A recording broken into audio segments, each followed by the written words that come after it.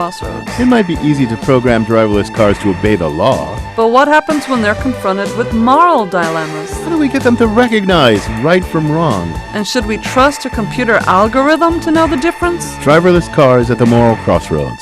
Next time on Philosophy Talk.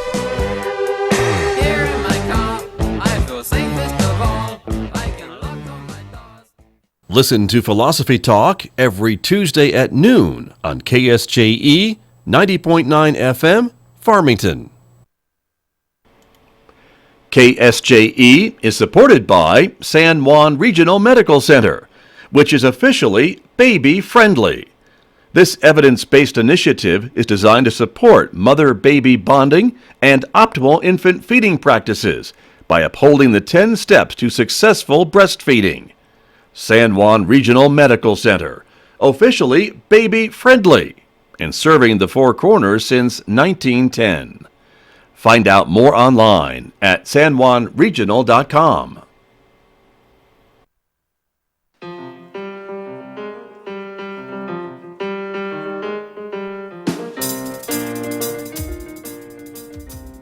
Ten minutes past 8 o'clock. It is Monday morning, December 9th. Good morning, everyone. I'm Scott Micklin. Thank you for tuning in to KSJE 90.9 FM in San Juan County, 103.3 FM now in Durango, Colorado, and of course streaming everywhere on our website at ksje.com. Coming up in the next few moments, my honor students from our public speaking classes this semester here at San Juan College will be presenting their honor speeches for us in the next few moments, so stay tuned for that. Later on this hour, around 8:50 a.m., we'll talk technology with my guest, Lewis Campbell from Synergy Computer Systems here in Farmington. And then next hour, Mick Hess will be here, roving with the arts. He's playing some great music for us from the Mormon Tabernacle Orchestra and Choir, as well as sharing some arts news with us. That's coming up today at 9:06 on KSJE.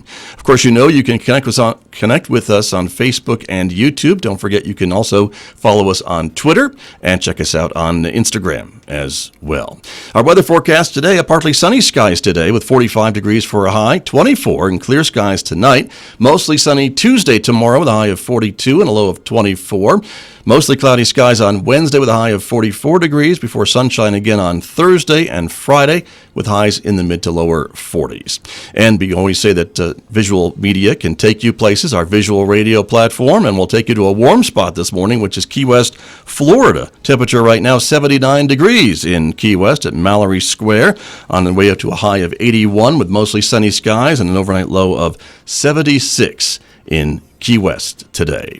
Well, let me turn to my guests who are here with me this morning. As I mentioned, they are my honors students from our public speaking classes here in the fall semester at San Juan College, and they are chomping at the bit to get ready and give their honor speeches for you this morning. So we're going to start with the first student, who is Maya Yazi, who is here with her honor speech this morning. And Maya, good morning, and start whenever you're ready. Okay, hi. There is a new epidemic spreading by vaping companies designed to make smoking more discreet and appealing to younger generations. Did you know that one Juul pod contains as much nicotine as a pack of cigarettes? Even with the shocking new reality that young teens in this society face, they knowingly poison their bodies because nicotine got a new upgrade. It's more fruity, easy to smoke, and not to mention how addictive it is and harmful to you. Juuls not only take control of the youth by its addictive chemicals, sleek design, and fruity choice, but as well as the unknown long-term effects, which is why I've chosen this topic.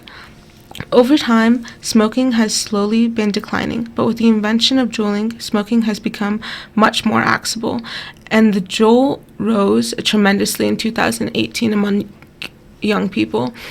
A majority of those who've never smoked a Juul or an e-cig have reported that they were younger than 18 years old when they first tried it, and its popularity with friends and the availability of flavors is one of the top reasons for using it, according to Truth Initiative surveys. They are deviously deceptive to be harmless and not addictive just because they have nice flavors and fancy names. The company had even changed its names to hide the appeal to the youth. In the earlier years, some of you might recall the name Cool Cucumber changed to Cucumber, and then eventually they only started to sell mint and menthol pods to change the demographic, or at least to put up the illusion they had changed it. The addictive nicotine isn't the worst part. The Other dangerous chemicals in Juuls can cause serious health problems in the future. Regular tobacco cigarettes contain 7,000 chemicals, many of which are toxic. While we don't know exactly what chemicals are in e-cig, there are only 5% nicotine, so the other 95% of the mix is unknown. Man-made chemicals designed for anything but ingestion. Propylene glycol and glycerin are one of the two most commonly used chemicals found in vaping juices and Juul pods. These chemicals are found in soaps, fog machines, and even antifreeze. Most people would end up in the hospital if you even ingest a high enough level of either of those. Yet many people still think it's alright to discredit the science just for 5 seconds, just to get a high. That's something that will cost them for the rest of their lives. Over the years, other adults have been suspected of being more susceptible to other forms of addiction. Statistics show that many young adults who are exposed to harmful substances like tobacco and alcohol usually progress into long-term usage of those or other dangerous substances. In a short 3-year period from 2005, 2015 to 2017, Juul has transformed from a little-known brand to minimum sales to the largest retail e-cigarette brand in the U.S., lifting sales of the entire e-cigarette category, according to the BMJ journals. They have not only brought themselves up, but they have made vaping easy for young adults to get a hold of and fall into the trap of addiction. Teenagers love substances that are easy, quick, and small. With the sleek device, they knew that Juuls would blow up with the younger generations. And just as substances have always done, people have always become addicted to them. The reason I'm talking about this specific topic today is because a close friend of mine has already begun to show problems with her health due to harmful chemicals. She started juuling last year, and she started to show symptoms that were unheard of. She has chronic urticaria, and that is when hives appear in your body from producing too much histamine, which is another word for when your body has an allergic reaction. Oddly enough, many people report cases of this after being exposed to vaping and juuling. The saddest part is that this is one of the lesser side effects of juuling. Some teenagers even have seizures and end up in the hospital. This is why I've researched the dangers of juuling for the past 6 months, because it has many unknown conditions. So let me leave you with this. My friend still hasn't received any medical help or an actual complete diagnosis. Thank you for listening. All right. Thank you very much. Mayazi, one of my honor students at Simon College in the fall semester, with her honor speech for us. Next up, we're going to go to our second student who was with us this morning. Shaylin Charlie is here with her honor speech. And Shaylin, whenever you are ready. You hear the sound of your stomach rumbling, but you're already in a rush, or you're too tired to cook up a whole meal.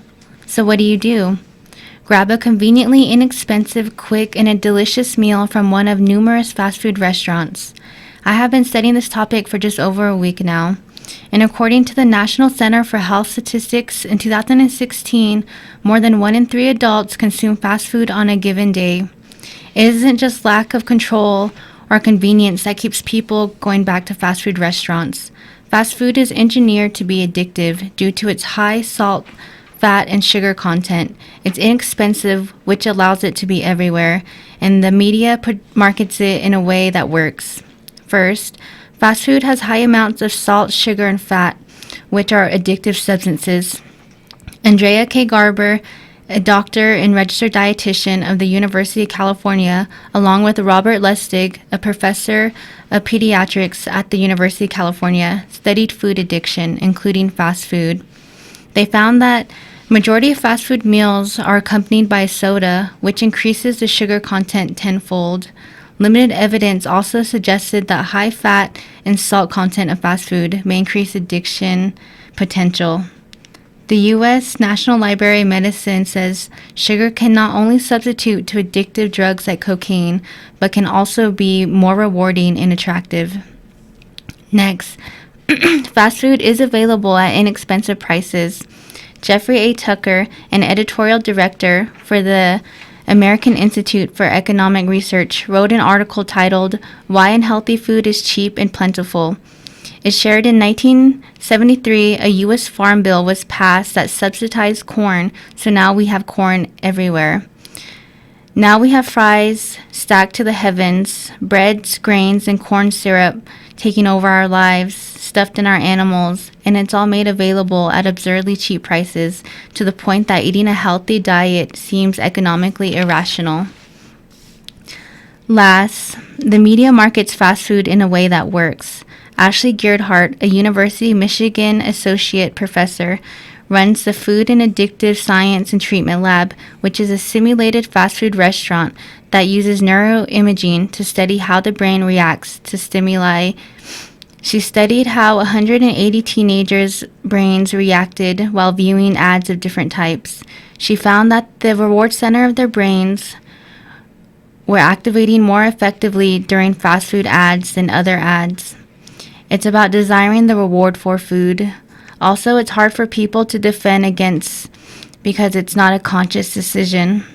Andrea K. Garber and Robert Lustig's study that was mentioned earlier found that fast food ads, restaurants, and menus all provide environmental cues that may trigger addictive overeating. In conclusion, don't feel so bad if you find yourself constantly at fast food restaurants. You might have just fallen victim to fast food addiction through its high salt, fat, and sugar content. It's everywhere due to its inexpensive costs, and their ads affect your brains in ways that leave you quietly craving their food. Vera Tarman, author of Food Junkies, The Truth About Food Addiction, said, "Today, I say I'm an addict, a respectable addict, of course, not like the desperate addicts who have cashed in their mortgage. After all, my drug is cheap, the cheapest of all drugs, and it's everywhere I look. In the drive-thru, gas station, supermarket, on the lusciously displayed menu of an exclusive restaurant." Thank you. Thank you very much. Thank you. Again, one of my honor students from our public speaking classes here in the fall semester at San Juan College. And our next student up is going to be Shauna Parker. Good morning, and whenever you are ready to start, we're ready for you. Hello, my name is Shauna Parker. I'm a student here at San Juan College studying nursing. I'm here today to bring awareness of domestic violence. As many people are victims of domestic violence, I myself am one. Domestic violence impacts society in many different ways, such as healthcare, family bonds, school performance, etc., something we are all impacted by. Today, I will be talking about the different types of abuse that can occur, what someone truly deserves in any relationship, and the different resources available if they are or if you know someone who is or who has been affected by domestic violence. My first main point of domestic violence I'd like to start off with is the different types of abuse that can occur. According to domesticshelters.org, the signs of domestic violence include jealousy, being controlling, discouraging, embarrassing or shaming the individual, making the person feel guilty, not trying to solve the problems that occur in a relationship, preventing those affected from working, intentionally damaging property, threatening the person, family, friends, or pets, pressuring the person to have sex when you don't want to, intimidating the individual physically or mentally, especially with weapons. My second influence is what everyone deserves in any relationship, according to the HuffPost.com. The 11 qualities of every relationship has in common is 1. Having compassion to feel respected, appreciated, and cared for. 2. Compromise to keep the relationship happy and healthy. 3. Trust in the sense of intimacy. 4. A sense of humor, the ability to laugh. 5. Positivity, to be praised, as simple as thank yous and I love yous. 6. Intimacy, the feeling of belonging and being loved. 7. Presence, giving them your full focus and attention. 8. Understanding, which is resolving problems in the relationship by listening. 9. Mutual respect, having high esteem in whatever conflictions. 10. Love, cherishing one another with affirmation, quality time, and acts of service and gifts. 11. A friendship, which is a benefit of doubt and a fondship. My third, the resources one can take if you are or you know someone who is or who has been abused and you know they need help. The number to the National Domestic Violence Hotline is 1-800-799-7233. Again, that's 1-800-799-7233. The different ways you can help include knowing the signs, lending an ear, being available, knowing the number to the nearby shelter, checking in regularly, being a resource, writing everything that is occurring down, and using your voice as the change we need to end domestic violence. If you see domestic violence, the first steps, according to week.com, is to call the police. If possible, move to a well-lit and public place. Speak only to the victim and make sure the victim has someone to help them, as well as providing them resources that they can use. In conclusion, if you are a victim of domestic violence, remember never to blame yourself for being mistreated, and you deserve to be treated better with respect. Don't be afraid to ask for help. There are people waiting to help you.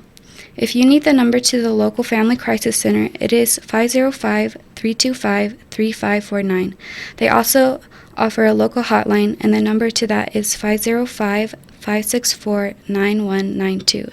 Thank you so much for your time and using your voice to help end domestic violence. Shauna Parker, thank you very much. Good information. My honor students from San Juan College here. We're going to take a short break. There's more coming up in just a moment, everyone. This is KSJE.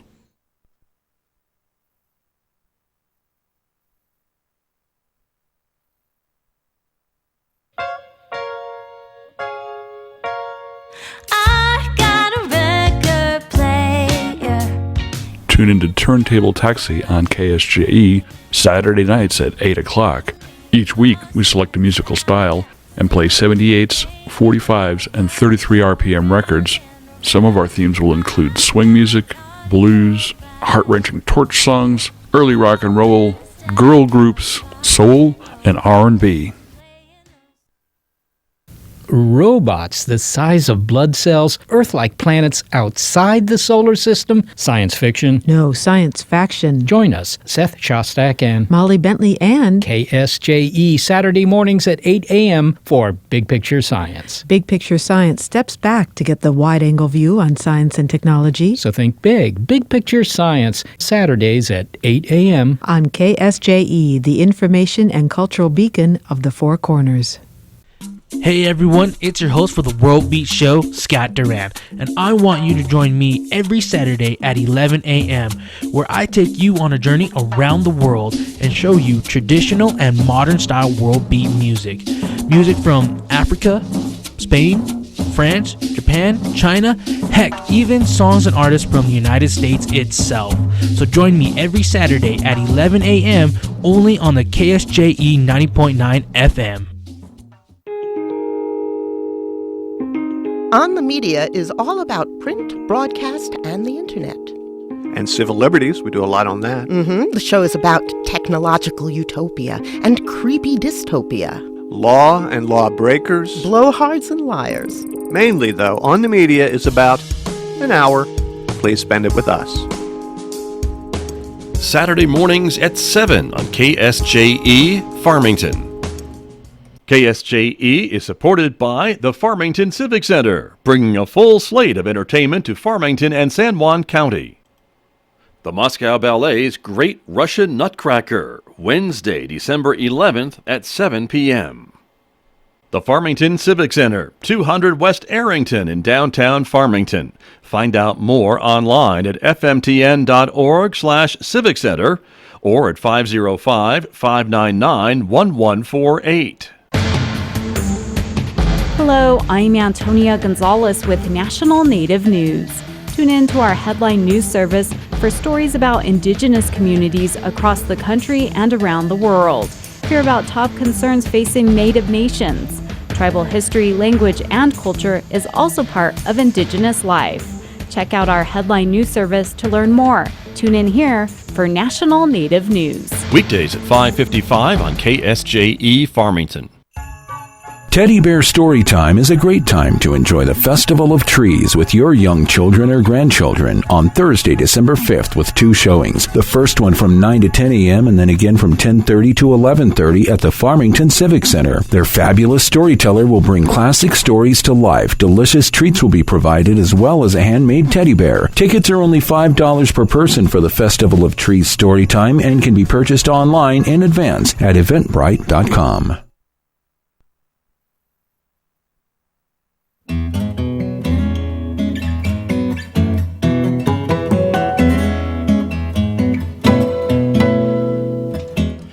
.829 KSJE, you're listening to the Scott Micklin Morning Program. We are listening to some of my honor students from my public speaking classes in the fall semester, and we have another set in the studio with us this morning. So without any further delay, I will introduce Mariah Benally to give her honor speech. Mariah, good morning, whenever you're ready. Hi, good morning, everyone. My name is Mariah Benally, and today I will be informing you about psychological tactics that are used in business marketing. So, I would like to ask you guys a question of whether an advert has drawn your attention to a product because of the way marketers have displayed it. You may have seen an ad that showed pictures of sad cats and puppies, a brand new car, etc. Well, I've shown interest in working within marketing, and I've wondered how adverts have affected people into wanting a product. So today I will be discussing 3 main points that I have done research on, which is how marketers grab the attention of people to draw them into their products, the methods they use in having people have the sense of need or want to have that item, and factors that affect a customer's purchase decision.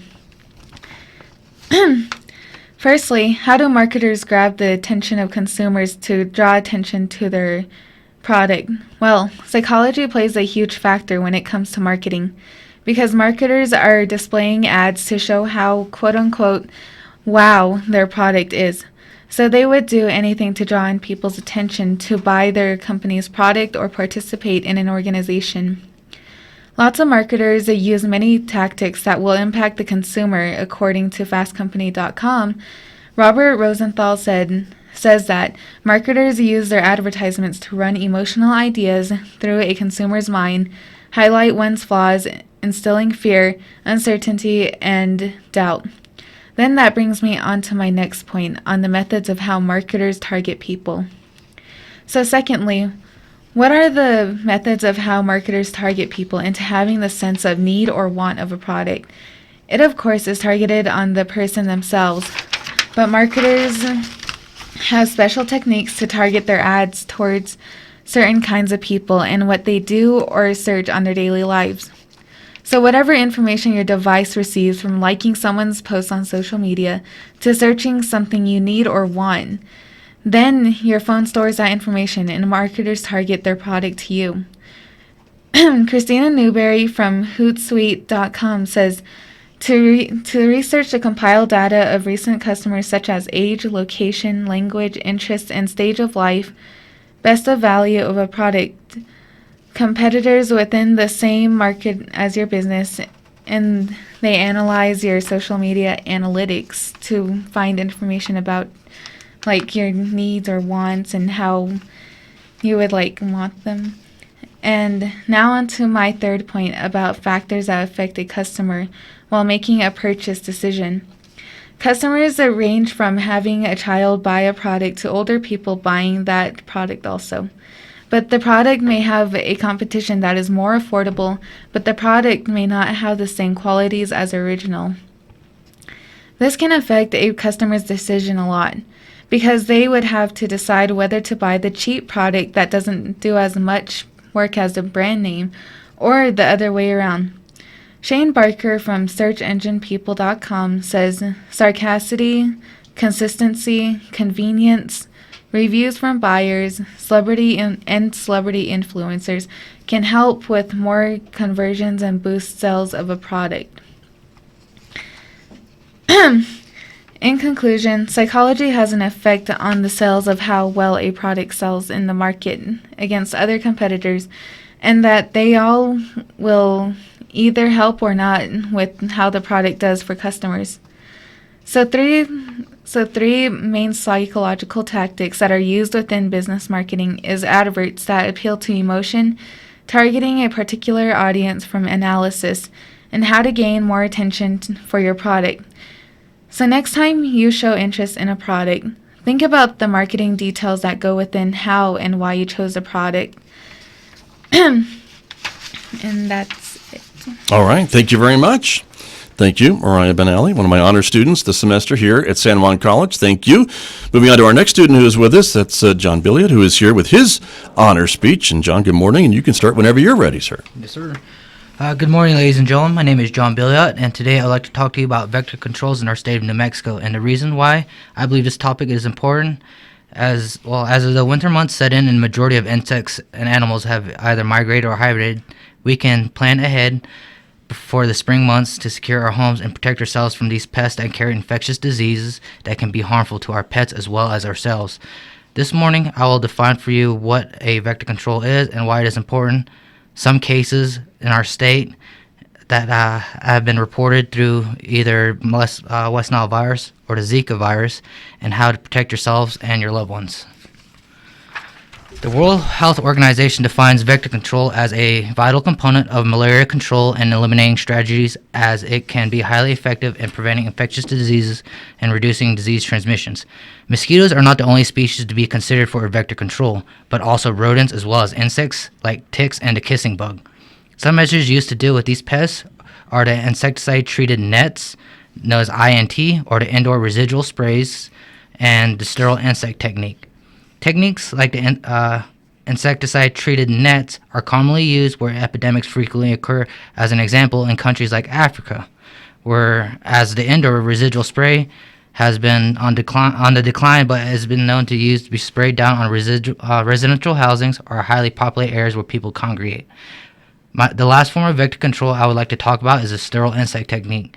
And what this requires is raising large amounts of mosquitoes in a lab and then sterilizing them using x-rays and then releasing them among the wild and hoping that they successfully mate with wild female mosquitoes, in turn reducing the mosquito population.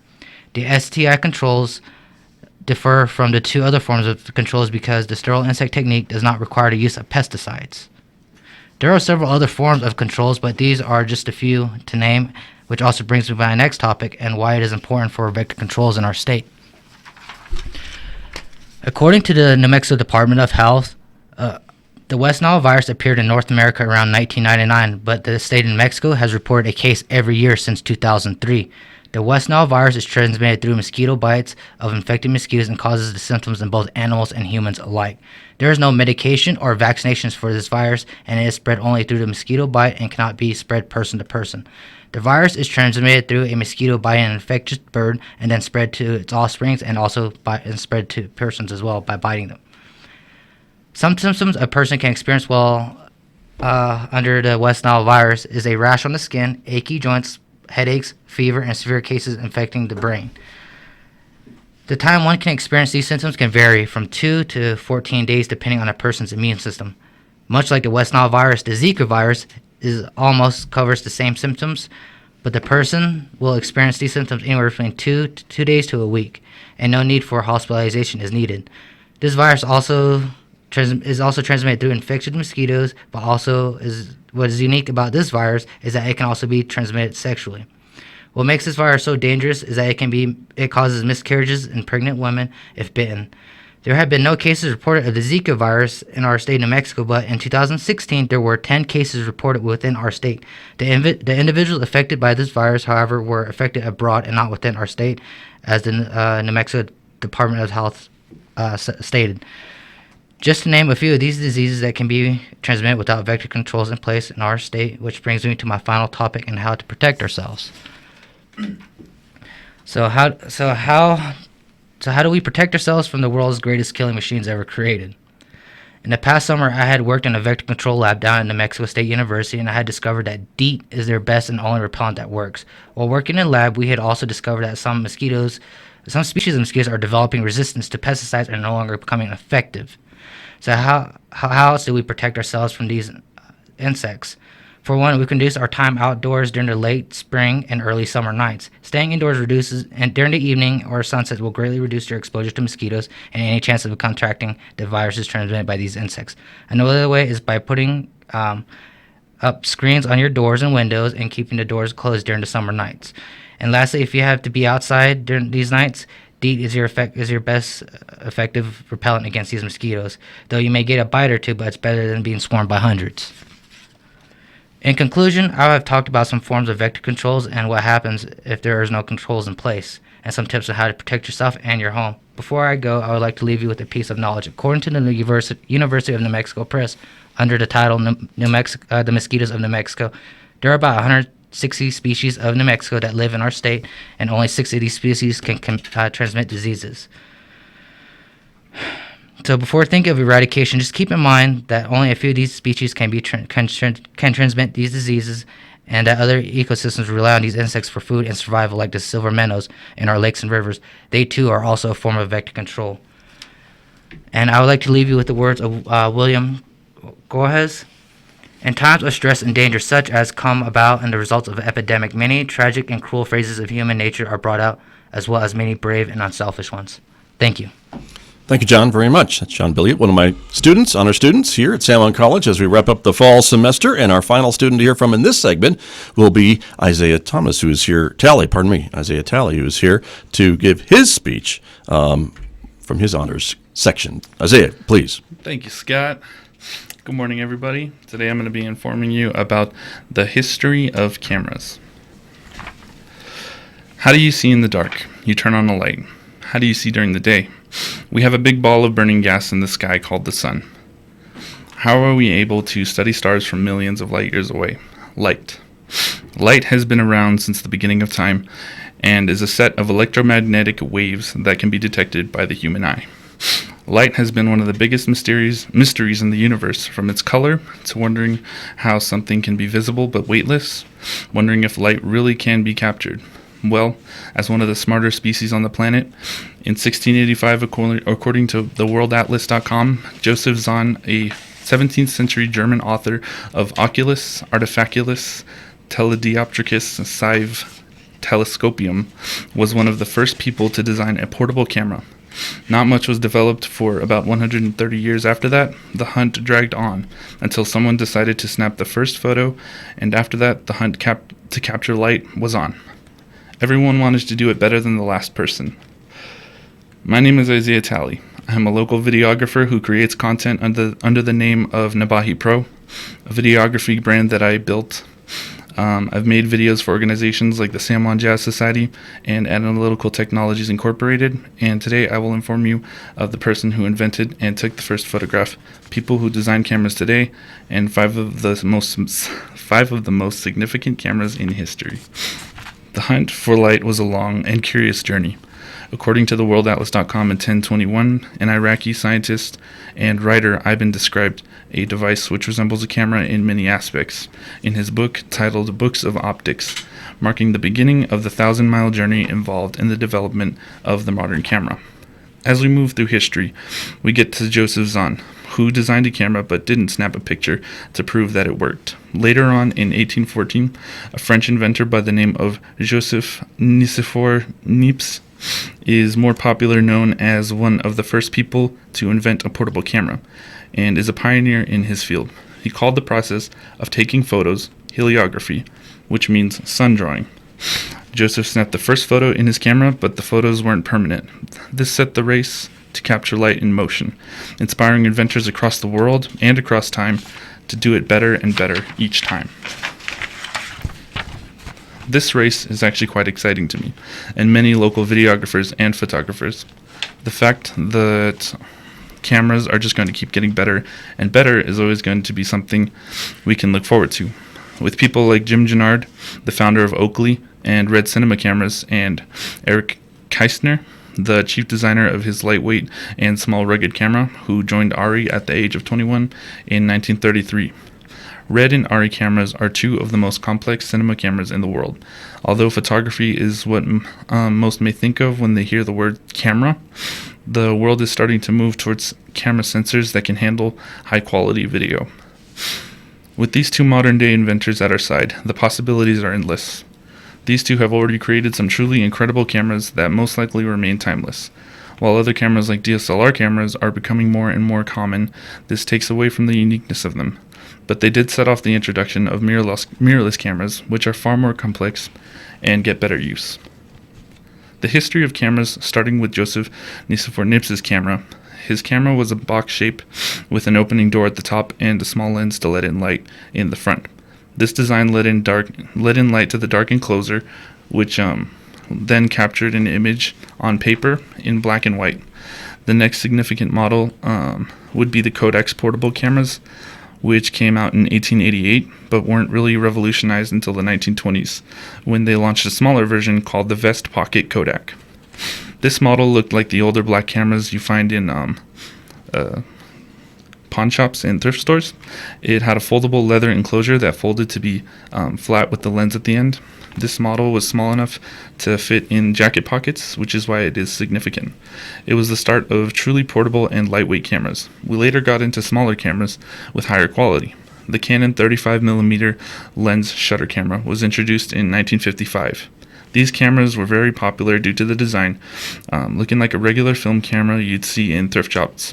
And also the quality was revolutionary, especially with the 35mm film size. Later on, we finally got out of the film age and started seeing digital cameras, the first one being invented by Steven Sazin.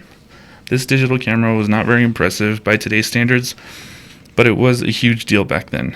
It shot pictures at 0.01 megapixels and had what's known as a CCD sensor. The design was only experimental since Kodak decided not to pursue it. Nowadays, we have cameras that dwarf that camera's specs. A significant model that really shows what today's photography and video is about is the Sony a7S II. This camera has a CMOS full-frame sensor and shoots at 12.2 megapixels and can shoot video in 4K. This camera is used by millions of people, and I believe it will inspire many more to get into the world of videography and photography. In conclusion, the history of cameras is more detailed than what I've explained today. My goal was to give you a brief history that is easy to understand, from the history of who invented the first camera, who invents them now, and 5 significant models in history. Light has always been a major part of time, and I find it interesting that we are able to capture it. It isn't just our eyes that can see light now, it is also cameras and different types. It's interesting how this works. Artists and just people in general are now able to share how they see the world and how they view things. Everyone is different. Although there are many different techniques in photography and videography, everyone has a different take on how their artistic eye works. Thank you. Isaiah Talley, thank you very much with your honor speech. And those are the next 3 students. We're going to take a short break. When we come back, there's a few more to hear from this morning, and we'll do that in just a moment on KSJE. The time is 8:47.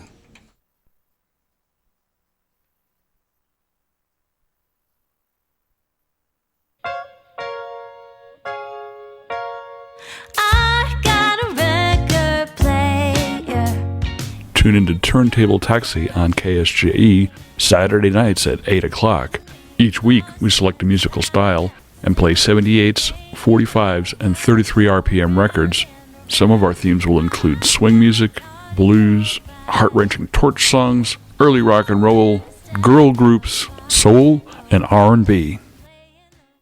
Robots the size of blood cells, Earth-like planets outside the solar system, science fiction. No, science faction. Join us, Seth Shostak and Molly Bentley and KSJE Saturday mornings at 8 a.m. for Big Picture Science. Big Picture Science steps back to get the wide-angle view on science and technology. So think big. Big Picture Science, Saturdays at 8 a.m. on KSJE, the information and cultural beacon of the Four Corners.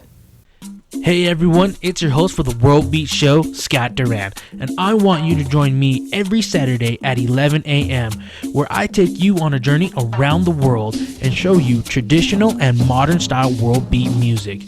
Music from Africa, Spain, France, Japan, China, heck, even songs and artists from the United States itself. So join me every Saturday at 11 a.m. only on the KSJE 90.9 FM. On the Media is all about print, broadcast, and the internet. And civil liberties, we do a lot on that. The show is about technological utopia and creepy dystopia. Law and lawbreakers. Blowhards and liars. Mainly, though, On the Media is about an hour. Please spend it with us. Saturday mornings at 7 on KSJE Farmington.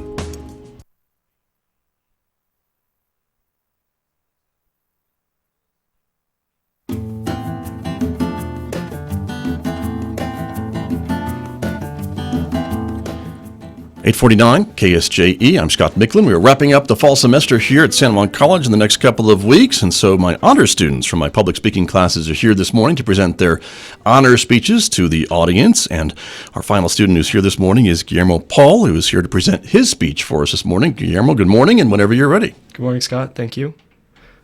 All right. Have you ever seen your middle school child as maybe a cut above the rest? Words such as accelerated or ambitious? Well, here in Farmington, we have a unique high school program for such a youth, San Juan College High School. Many of you have heard plenty about the school, maybe even here on KSJE. Perhaps you know a student there personally. My name is Guillermo Paul. I am a fourth-year student at SJCHS. I'm among the class of 2020, which will be the first of the students to graduate the program. We were the first to join it in 2016.